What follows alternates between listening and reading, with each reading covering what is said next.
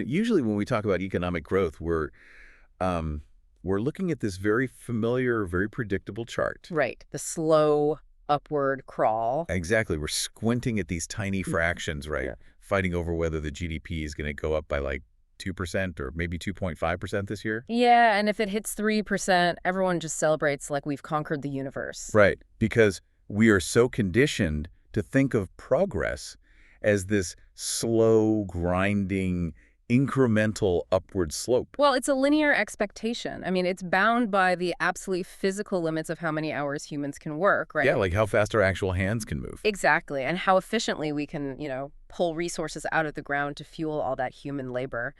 We've essentially been operating within the exact same thermodynamic and biological constraints for centuries. It's a game of inches, Yeah. truly.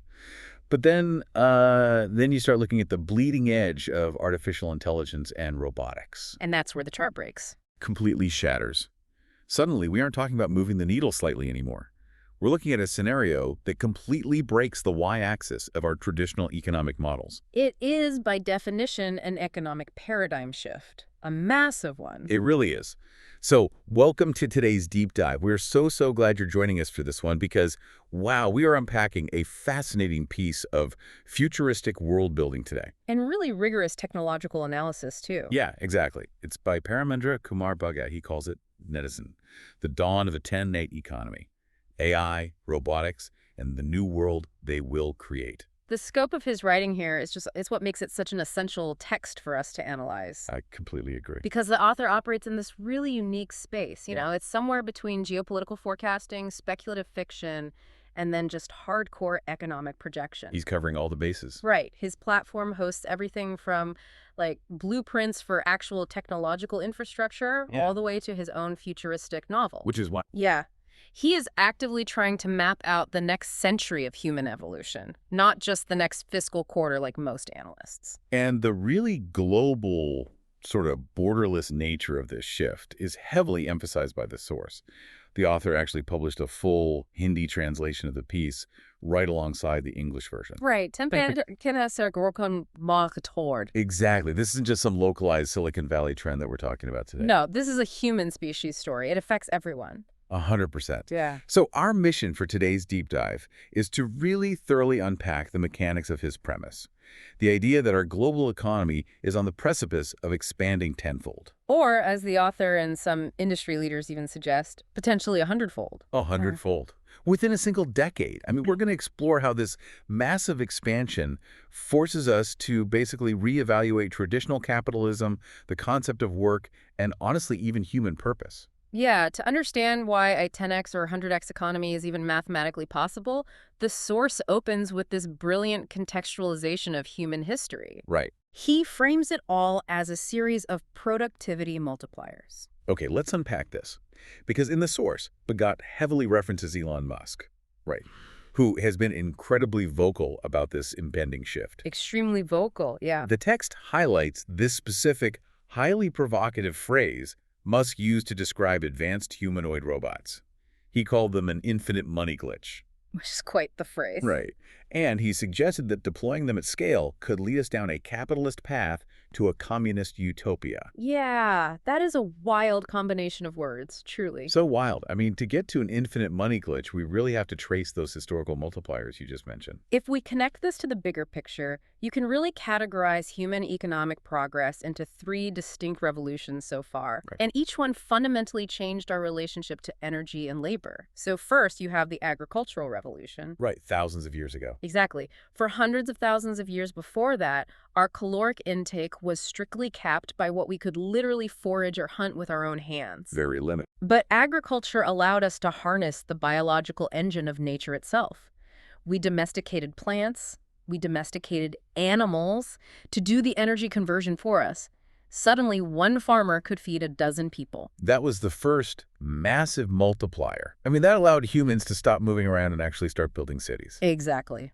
Then comes the second multiplier, the Industrial Revolution. Steam engines and all that. Right. We figured out how to harness thermodynamics, steam engines, fossil fuels, electricity. We were no longer limited by human or animal muscle power at all. Right. A single machine powered by coal could do the physical work of 100 humans. Yep. And then the third multiplier was the digital revolution. The internet. Exactly. We monetized information, we built the internet, cloud computing, smartphones. We totally decoupled communication and data processing from physical distance. But the author argues we are right now entering the fourth transformation.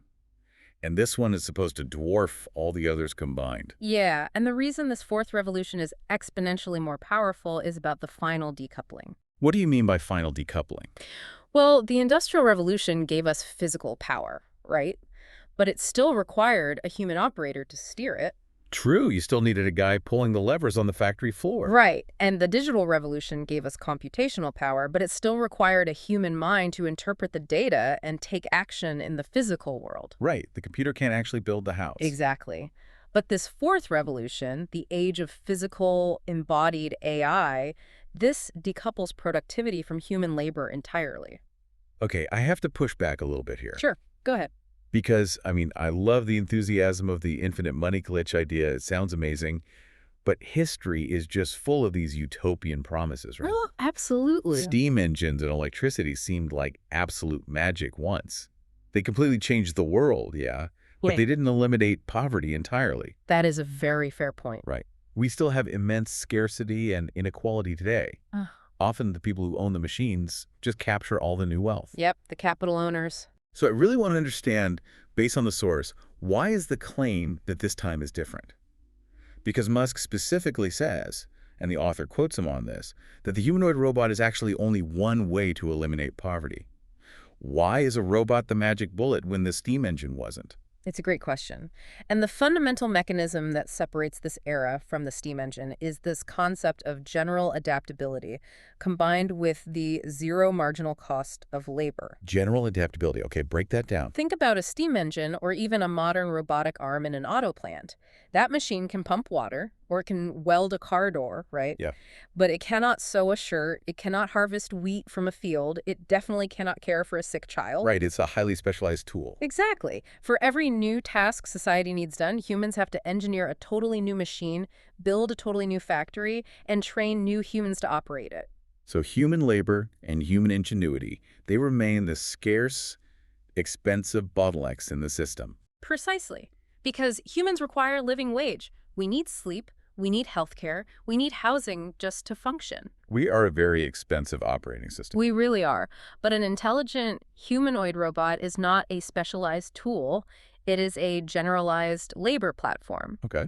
Once the foundational research and development is paid for, and those manufacturing lines are optimized, the cost to physically stamp out one additional robot drops dramatically. Economies of scale. Yes. But more importantly, the marginal cost of that robot performing an hour of labor drops to little more than the cost of the electricity required to charge its battery. So the tool can use other tools, exactly like a human does. It's not locked into just one function forever. Precisely. And the text points to the operational timeline here. You are deploying a workforce that can operate 24 hours a day, 7 days a week. Which is insane to think about. They do not sleep. They don't take vacations. If a part degrades, it is instantly swapped out for a new one. I really want you, listening right now, to try and imagine this. Think about your own job, whether you're analyzing data, managing logistics, or doing hard physical labor. Whatever it is. Imagine a system performing your exact function, but it never loses focus, it never gets tired, it never takes a break, and it instantly absorbs every new piece of training data in milliseconds. Now multiply that perfect worker by 1 billion. Wow. The scale of that productivity multiplier is something our current economic models simply do not have the math to process. The math literally breaks. Yeah. But, it also begs the question of how we actually jump from where we are today to that level of infinite productivity. Right. It doesn't happen overnight. Because right now, my personal experience with domestic robotics is like a little plastic disc that bumps into my couch, gets stuck on a rug, and beeps until I save it. We all know that beep. Right. So to understand how we bridge the gap from the stuck Roomba to the infinite money glitch, the source argues we have to look really closely at the stepping stones laid down in the decade between 2015 and 2025. Yeah, that specific decade is totally crucial for understanding the engineering trajectory we're on. The author describes it as the era of highly impressive but fundamentally isolated technologies. Isolated is the key word there. The source lists 3 specific pillars of this groundwork. What's the first one? First, large language models. like ChatGPT. Hmm. That proved that machines could synthesize information, reason through logic puzzles, and communicate naturally using human language. Right, the cognitive pillar. Second, autonomous consumer robots, like that Roomba getting stuck on the rug, which, despite getting stuck, proved that basic autonomous physical automation could actually be safely deployed in chaotic home environments. The navigation pillar. Exactly. And third, medical robotics, specifically the Da Vinci surgical system, which proved machines are capable of incredibly delicate, millimeter-precise physical manipulation. Right, the dexterity pillar. And the limitation of that era is perfectly captured in that word, isolated. Right. The Da Vinci system is a mechanical marvel, but it possesses zero autonomy. It's totally remote controlled by a highly trained human surgeon. Right, exactly. It's essentially a highly advanced puppet. Yeah. Then you have the Roomba. It has a rudimentary form of autonomy, but it possesses no real reasoning capability and no physical dexterity at all. It just navigates via bump sensors and some predetermined algorithms. Right. And then you have the large language models. They possess incredible reasoning and language skills, but they are completely trapped in a digital box. They have no physical body to affect the real world. Exactly.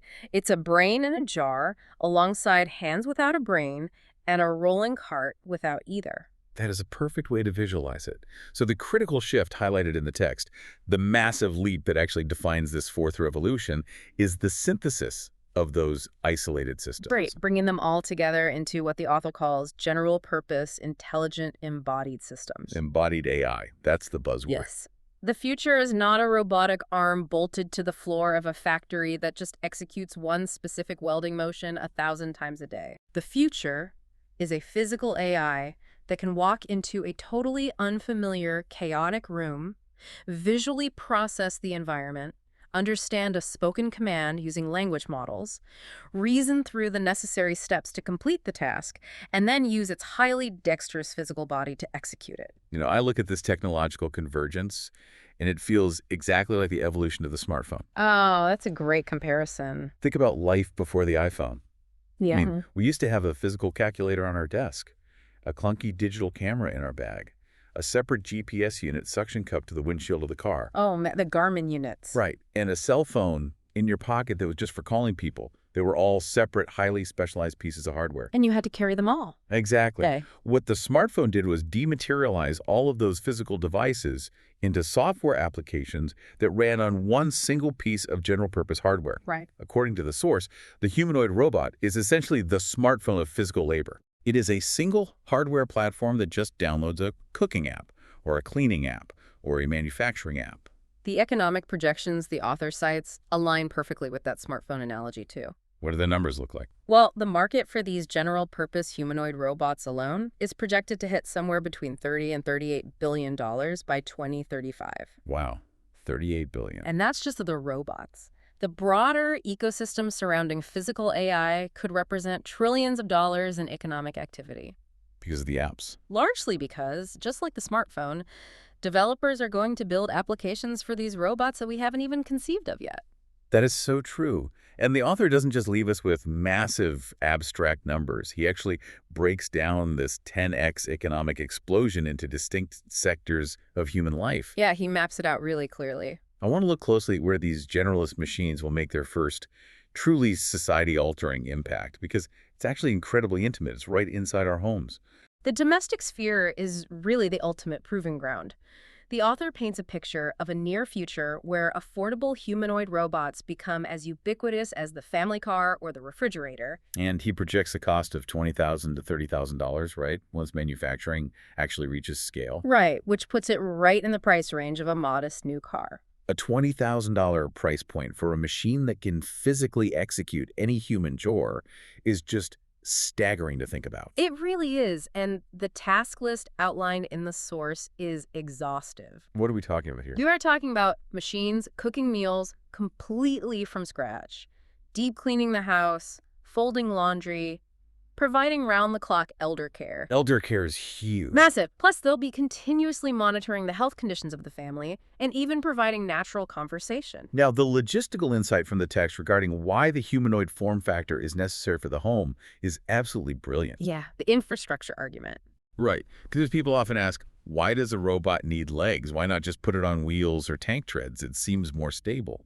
It's a common question, but the author points out that to get a wheeled, specialized robot to do chores effectively, you would have to basically rebuild your entire house. Right. You'd have to eliminate all the stairs. You'd have to create perfectly flat thresholds for every doorway. You'd probably have to install specialized digital grab points on all your kitchen cabinets so the robot could hook into them. You would have to retrofit the entire human world just for the machines. And the cost of retrofitting global infrastructure like that would be in the trillions of dollars. It's impossible. But the human-built environment is already perfectly optimized for the human form. Exactly. Our kitchen counters are at a specific height because that is the natural reach of a human arm. Our stairs have a specific rise and run dictated by the biomechanics of human legs. Right.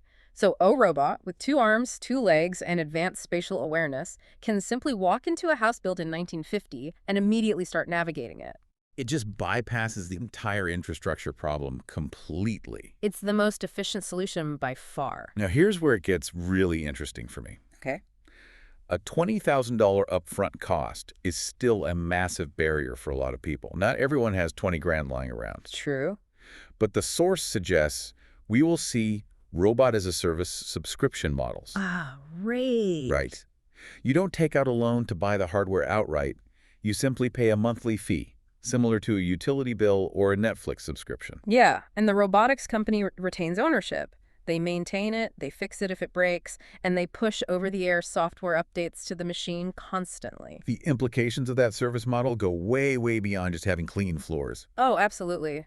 The text notes that by eliminating the burden of routine domestic labor, these systems will free up trillions of hours of human time. Trillions of hours. Just think about the cognitive load of simply maintaining a household. It's exhausting. The meal planning, the grocery shopping, the deep cleaning, the never-ending laundry. It consumes a massive percentage of our mental bandwidth every single week. It does. I want to pose this directly to you, listening right now. Just pause and think about this. If you literally never had to do a household chore again, what would you do with those extra 15 to 20 hours a week? It's a profound question. Would you finally write that novel you've been outlining in your head? Would you start a small business? Would you just spend vastly more quality time with your kids? The source argues that removing that daily friction of survival unlocks an unprecedented era of human creativity and entrepreneurship. And the author connects that freed-up creativity directly to this wild concept of at-home personalized manufacturing. Sector 7 in his model. Right. If you have a highly dexterous robotic assistant and you pair its physical capabilities with advanced AI design software and next-generation additive manufacturing, like advanced 3D printing. Right. Your home effectively becomes a microfactory. Exactly. So instead of going to a big box store to buy a replacement part for a broken dishwasher or ordering it online and waiting 2 days for shipping, the robot simply downloads the schematic from the cloud and fabricates it right in your garage. it's unbelievable. And the source envisions robots that can design and sew custom clothing, too, tailored precisely to your exact biometric data. Or fabricate custom furniture. Or assemble complex electronic prototypes. It completely decentralizes production from massive overseas factories back into the local home. The text predicts entirely new markets emerging around what he calls distributed creativity. Yeah, entrepreneurs could literally launch physical product companies right from their living rooms, bypassing the traditional global supply chain entirely. It fundamentally changes the definition of a home. It transforms from the place where you merely consume goods and rest into an active, buzzing engine of creation. It really does. But, the physical capabilities required for a robot to navigate the chaos of a messy kitchen and operate a 3D printer. Those are the exact same capabilities required to navigate the broader corporate and industrial world. Yes. The transition from the domestic sphere into business and industry is entirely seamless. So what happens when these hit the factory floor? Well, earlier we discussed rigid, specialized factory arms. But the source points to projections from major financial institutions predicting that hundreds of thousands of these generalist humanoid robots will be deployed globally by 2030. Just a few years from now, hundreds of thousands of humanoid robots integrating into the workforce. Powered by advanced computer vision and reinforcement learning. These fleets will handle dynamic, unpredictable environments that previously absolutely required human intuition. Like what kind of environments? We are looking at end-to-end warehouse logistics handled entirely without human intervention. Robotic chefs and baristas operating in high-volume commercial kitchens. Autonomous delivery fleets navigating busy city sidewalks. Right. And retail robots that not only stock shelves, but actually assist customers using natural conversational language. I'd look at how businesses will access this labor pool. And the source's concept of AI operations as a service stands out as a massive disruptor. It's a huge shift in business strategy. It really reminds me of the evolution of the internet. 20 years ago, if you wanted to launch a software startup, you had to physically buy massive servers. Oh, yeah, racking servers. Right. You had to put them in a climate-controlled room, hire a dedicated IT staff to maintain them. It was a huge capital expense just to get started. But then AWS came along, Amazon Web Services, cloud computing. Exactly. You didn't buy hardware anymore. You just rented a tiny slice of a massive server farm by the minute. AI operations as a service is essentially cloud computing for physical labor. Right. In the near future, starting a physical product company won't require leasing a massive factory building. You won't need to buy millions of dollars in heavy machinery or manage a massive human payroll. A founder will simply rent a fleet of humanoid robots by the hour. You just upload your schematics to the cloud, the fleet downloads the instructions, and they immediately begin manufacturing. What's fascinating here is the concept of self-optimizing supply chains. Oh yeah, explain that. These aren't just isolated robots following a dumb script. Because they are all connected to a central AI intelligence, the entire global fleet is constantly analyzing logistics. Sharing data across the whole network. Exactly. Identifying bottlenecks and automatically reorganizing itself to improve efficiency in real time. It is a supply chain that actively thinks and adapts on the fly. That is wild. Now, if we take that level of continuous adaptive intelligence and apply it to human biology, we arrive at the source's projections for precision healthcare. Sector 3. Right. And the implications here are arguably more profound than industrial manufacturing. Because it's about life and death. Exactly. We talked about the Da Vinci surgical system earlier, but as a remote-controlled prototype. The source outlines a transition to AI-assisted surgeons capable of truly superhuman precision. Robotic nurses providing unblinking 247 patient care in hospitals. And AI-driven diagnostics that completely change how we interact with the medical system in the first place. The shift here is from reactive treatment to continuous ambient prevention. Ambient prevention. Right. The current medical paradigm is highly reactive. A patient only interacts with a doctor when they actively feel ill. Right. You feel a lump, you have a terrible cough, so you go in. But by the time symptoms actually appear, a disease may have been progressing silently in your body for months or even years. It's often too late for the easy fix. Exactly. The author points out that if you have a domestic robot living in your home, the exact same machine folding your laundry that is equipped with advanced biometric sensors, it is continuously analyzing your physical state. So it's capturing a constant daily stream of data rather than just a once-a-year snapshot at an annual clinic checkup. Precisely. It notices a microscopic shift in your skin temperature. It notices a subtle change in your gait indicating joint degradation. Or like a slight tremor in your voice that could be an early biomarker for neurological decline, like Parkinson's. Yes. It catches anomalies before you even consciously register a symptom. That fundamentally rewrites the economics of the medical industry, because the cost of treating late-stage chronic illness is astronomical, both financially and in terms of human suffering. But the cost of early intervention is comparatively tiny. Right. The text points to new service models like longevity subscriptions. Instead of paying for sick care, you subscribe to a service that combines robotics, continuous ambient diagnostics, and personalized medicine designed specifically to extend your healthy lifespan. We are discussing systems robust enough to run global supply chains, but delicate enough to perform microsurgery and monitor human biometrics. It's an incredible range of capability. And the author makes a really logical leap here. If these technologies can sustain the human body, they can be deployed to heal the planetary body. Sectors 4 and 5. The source focuses heavily on environmental restoration and Earth repair here. Which is desperately needed. We all know the biosphere is in crisis, but the text highlights a really harsh logistical reality that we don't talk about enough. Large-scale environmental cleanup is currently bottlenecked by the fragility of human labor. It is incredibly dangerous, difficult, and expensive to send thousands of human beings out to clean up the Great Pacific Garbage Patch. Right. Or to manually fight a raging megafire in remote, rugged terrain. Humans need water, rest, and safety gear. Robotics totally removes the human bottleneck from environmental stewardship. The source envisions swarm robotics. Swarm robotics. I love that term. Massive AI-coordinated fleets of machines and autonomous drones working in perfect concert with each other. Like a hive.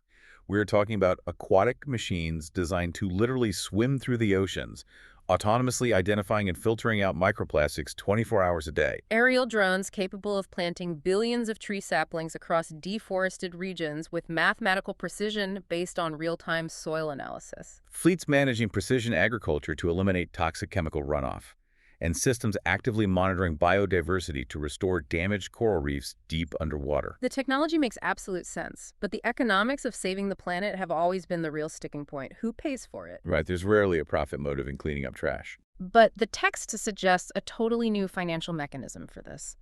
Earth repair contracts. How does that actually work, especially if we are moving toward this post-GDP world the author talks about? Well, this is a crucial structural shift. Historically, environmental cleanup has been viewed by the free market as a costly obligation, right? A regulatory drag on corporate profits. Right, a tax, basically. But the Earth repair contract model transforms environmental stewardship into a highly profitable planetary maintenance industry. Okay, walk me through that. Governments or international bodies issue lucrative contracts based on verifiable ecological targets. For example, tons of carbon removed from the atmosphere or hectares of forest restored. Okay. Robotics companies then deploy their automated fleets to hit those exact targets. You are financially incentivizing the healing of the biosphere by creating entirely new climate economies. Built around carbon removal markets and biodiversity credits. That's fascinating. I am continually struck by the sheer scalability of this core technology. It's the same tech stack at every level. Exactly. We are talking about a physical AI system, Mm-hmm. and we go from instructing it to vacuum a living room to deploying massive swarms of them to vacuum carbon out of the atmosphere. It is the exact same technological seed, simply scaled up to a planetary level. And once the author establishes that these machines can heal the Earth, he looks up at the sky and asks the next logical question. Why stop here? The multiplanetary economy. Sector 5. Yes. The space economy and off-world infrastructure represent the ultimate frontier for this technology. Because the most severe limiting factor in space exploration has always been the biological fragility of the human body. Space actively wants to kill us. It really does. Humans require oxygen, immense amounts of food and water, perfectly pressurized and temperature-controlled environments, and incredibly heavy shielding against cosmic radiation. The mass required just to keep humans alive makes off-world construction prohibitively expensive. It's the tyrant of the rocket equation, right? Every pound of life support requires exponentially more fuel to lift it out of Earth's gravity well. But robots do not need oxygen. They do not need food, they don't care about radiation for the most part, and they can operate in a hard vacuum indefinitely. They are the ultimate vanguard. Exactly. The source argues that robotics will be the definitive workforce of the multiplanetary economy. Long before we send large colonies of humans to live on the moon or Mars, we will send autonomous robotic fleets to construct all the necessary infrastructure. So they go first. Right. They will build the lunar habitats, they'll deploy vast solar arrays, and they'll initiate resource extraction. The text specifically mentions asteroid mining, which sounds like pure science fiction, but the raw economic logic is absolutely undeniable. The resources out there are staggering. There are single near-Earth asteroids containing more precious metals, platinum, cobalt, nickel, than have ever been mined in the entire history of human civilization on one rock. And the economic implications extend way beyond just returning those raw materials to Earth. Right, because dropping $1 trillion of platinum on Earth would crash the market anyway. Exactly. The author actually emphasizes the potential of manufacturing in space. Oh, right. Microgravity manufacturing. Yes. Microgravity allows for the production of materials that are literally physically impossible to create within Earth's gravity well. Like what?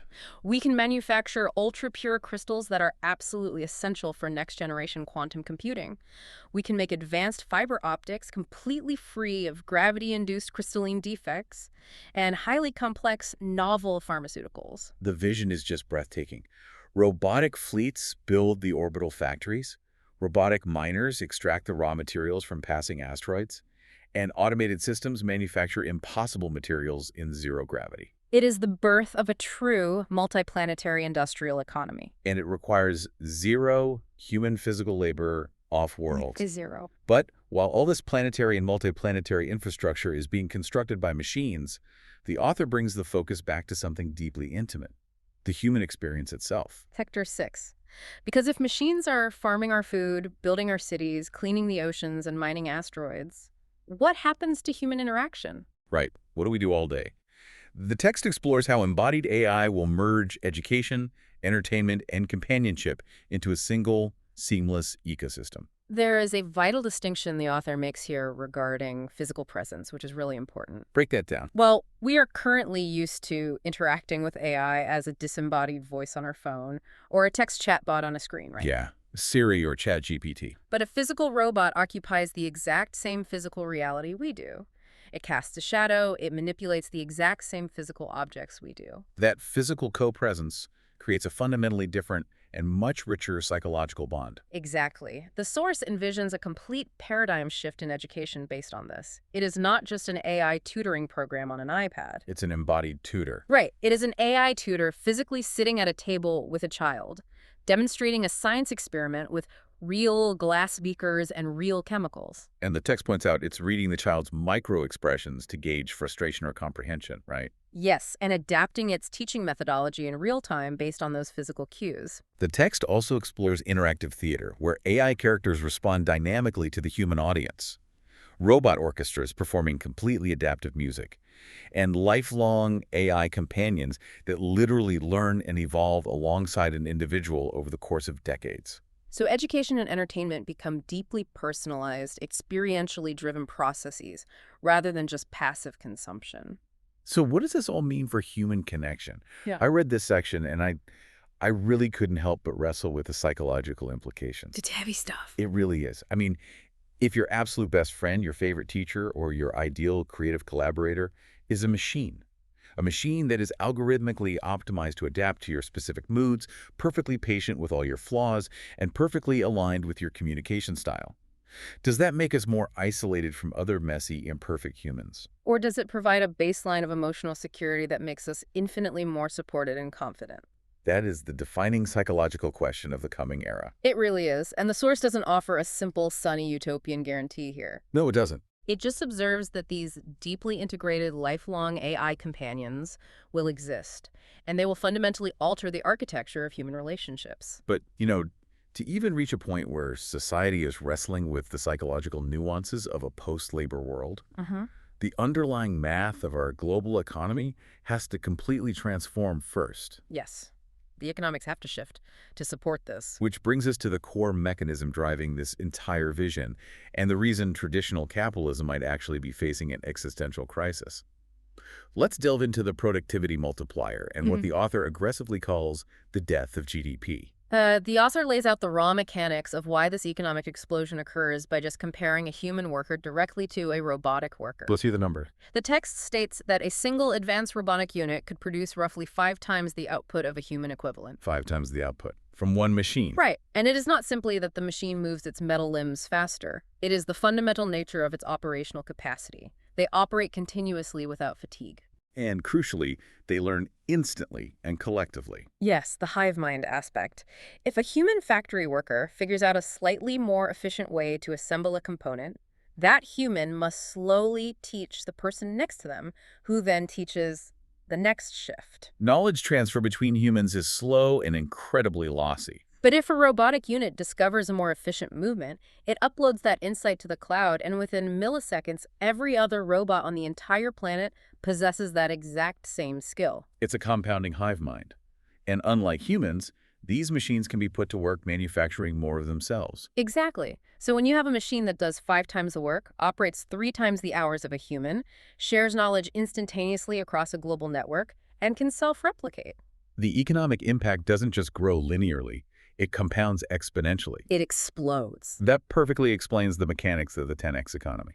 But why does the author argue that this explosive productivity actually breaks traditional economics? I mean, usually high productivity is great for capitalism. Well, modern capitalism is entirely predicated on a very specific closed-loop system. wage labor. Okay. The primary mechanism for distributing the wealth generated by capitalism is employment. You perform a job, you receive a wage, and you use that wage to purchase the goods and services produced by other people performing their jobs. It's the engine that drives all consumption and production. Right. But if human labor is no longer the primary driver of production, if robotic fleets are handling the agriculture, the manufacturing, the logistics, and the domestic labor, how do people actually acquire the capital to purchase the abundance these machines are creating? If human labor have a market value approaching zero, the wage distribution loop just breaks completely. It snaps. I want to play devil's advocate here for a second, specifically regarding the metric of GDP. The author talks about the death of GDP. Let's trace that logic. Okay, let's do it. If a robotic fleet harvests my food for practically zero marginal cost, builds my house for free, and provides my medical care for free, then I'm not exchanging dollars for those services anymore. Right, no money is changing hands. And gross domestic product literally measures the exchange of money. So theoretically, we could be living in a state of unprecedented luxury and ultimate abundance, while our traditional economic charts show GDP plummeting all the way to zero. Exactly. It would look like we are in the middle of a catastrophic global depression. That is exactly the paradox the author highlights.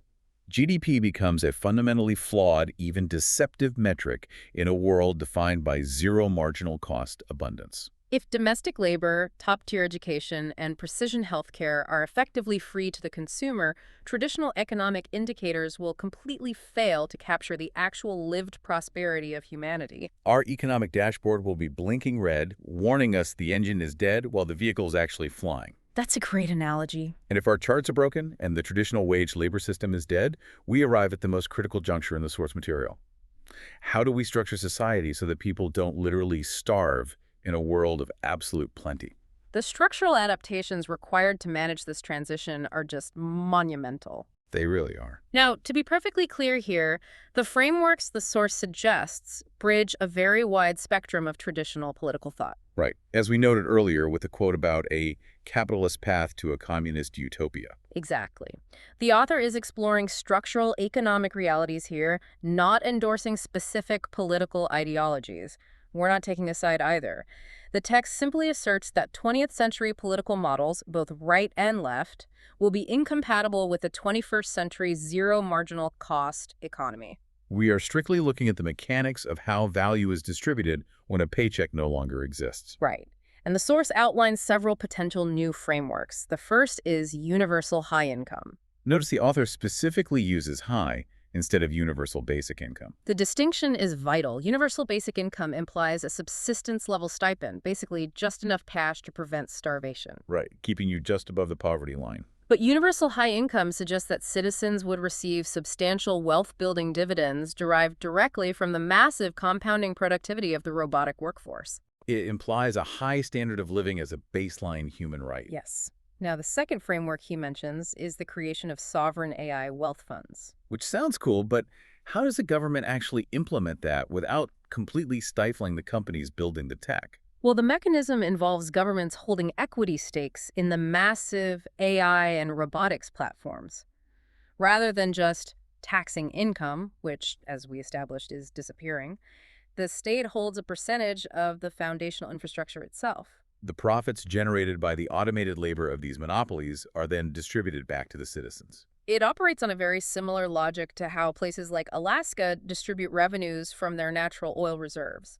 But in this case, the resource being mined is automated productivity. The third model is incredibly fascinating to me: robot ownership models. Yeah, this one is very different. This envisions a scenario where individual citizens actually own fractional shares of the robotic fleets themselves. So instead of relying on a government intermediary to distribute a check, citizens have direct private ownership of the means of automated production. You might own a fraction of an industrial fleet building housing modules in Europe, or a share in an automated agricultural collective in the Midwest. And your income is generated passively from the labor of the machines you partially own. And finally, the author touches on global abundance agreements. Because the underlying reality is that this technology is so unbelievably powerful, it could easily spark massive geopolitical conflict over who controls the AI infrastructure and the raw materials needed to build it. Right, the rare earth metals and semiconductor supply chains. The text suggests that totally new international governance structures will be required to coordinate these vast new resources globally and prevent disastrous resource hoarding by early adopter nations. It's a huge geopolitical challenge. I really want to ask you, the listener, to imagine this structural shift in your own life for a second.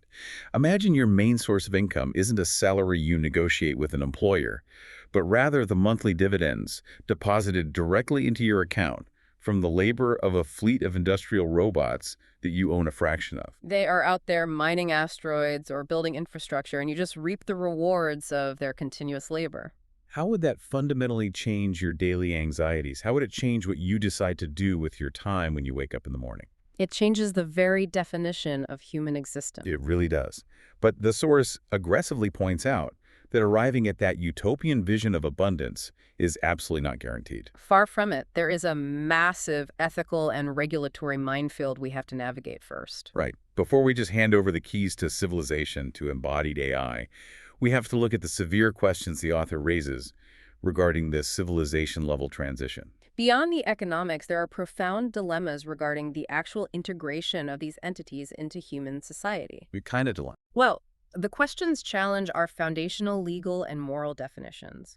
First, as these systems become more generally intelligent, highly adaptive, and increasingly autonomous, the source asks, should advanced robots have legal rights? Wow.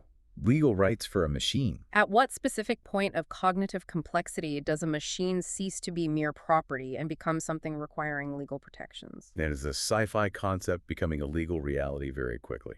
And then there is the undeniable darker side of the technology, the potential for misuse. Right. Because if an embodied AI has the physical dexterity and intelligence to construct a house from scratch, it inherently possesses the capability to dismantle one. Or dismantle a person. How does society prevent highly autonomous machines from being weaponized by bad actors? Or even just acting unpredictably in ways that cause physical harm due to a bug in the code? While weaponization is a severe risk, perhaps the most pervasive and immediate issue raised in the text is actually surveillance and data privacy. Oh man, I am thinking about that $20,000 domestic robot again. A machine that lives in your house and knows exactly how you like your coffee. It also knows exactly what time you wake up. It knows what medications you take. Its microphones capture every private conversation you have in your kitchen with your spouse. Its cameras track your microexpressions constantly to determine your mood. The convenience we are being promised is absolute, but so is the data collection. Who owns that intimate biometric data?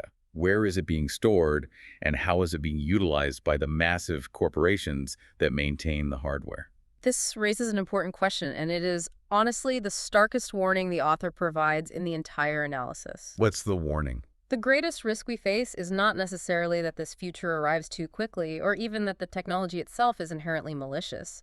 The greatest risk is a structural mismatch. Structural mismatch. Explain that. We are attempting to manage a 21st century abundance revolution using 20th century economic, legal, and regulatory frameworks. We are trying to regulate a warp drive using the rule book written for a horse-drawn carriage. Exactly. The technology is accelerating exponentially. It is compounding on itself by the day. But human institutions, our governments, our legal systems, our economic philosophies, they evolve linearly and often agonizingly slowly. The author asserts that humanity is standing at the threshold of a transformation unlike any in its history. And the ultimate test is whether our societal wisdom can outpace our technological genius. We must proactively build the paradigms needed to survive the transition, or we won't. It's a sobering but thrilling realization. We've covered an immense amount of ground today, tracking this incredible journey outlined by Paramendra Kumar Phagat. We really went from the dirt to the stars today. We did. We started by looking at how this impending shift fits into the grand historical context of productivity multipliers, tracing the path from the agricultural revolution through the industrial and digital ages, arriving finally at the complete decoupling of physical labor from the human body. We examined how the foundational, isolated prototypes of the last decade, the language models and remote-controlled robotics, are rapidly synthesizing right now into general-purpose embodied AI. We explored the sheer scale of the 10x economy across multiple sectors. We imagined a world where $20,000 domestic robots revolutionize our daily lives and turn our living rooms into microfactories of distributed creativity. We analyzed AI-operated supply chains functioning like cloud computing for physical labor and preventative healthcare systems that catch disease before a symptom ever even registers. We scaled our view up to swarm robotics repairing the Earth's damaged biosphere, and robotic vanguards paving the way for a true multiplanetary economy fueled by asteroid mining and zero-gravity manufacturing. And we grappled with the profound realization that a robotic workforce capable of 5 times the output of a human, compounding its knowledge instantly and working without rest, completely breaks the mathematics of traditional capitalism. It necessitates the death of GDP as a useful metric, and it demands completely new structural frameworks like universal high income or robot ownership models. It is a comprehensive, meticulously argued vision of a world fundamentally rewritten by abundance. And it leaves us with one final, deeply philosophical challenge to consider. Building on the source's exploration of maintaining meaning in a post-labor world, I'd ask you to mull over this. Yeah, this is the big one. If all your physical needs are perfectly met by machines, and if even your creative output, your writing, your design, your art, can be instantly outmatched in technical proficiency by an AI, what becomes the ultimate status symbol for humanity? In a world where everything is perfectly manufactured, instantly available, and limitlessly abundant, will human flaws, our specific struggles, and our inherent inefficiency become the most prized and valuable commodities of all? Does our very imperfection become our highest art form? That fundamentally reorients how we measure human value entirely. If we are no longer defined by our economic output, what truly defines us? We started this deep dive talking about a chart, an economic chart that was predictable, linear, tracking our slow, grinding progress. Looking at the sheer scale of the convergence happening right now, it is clear that we really are standing at the exact moment right before that chart breaks. The y-axis is gone. What happens next isn't just up to the technologists in the labs. As the author makes clear, it's up to all of us figuring out how to restructure society to live in the world they are building. Thank you so much for joining us on this deep dive. Keep questioning the rapidly changing world around you, and we'll see you next time.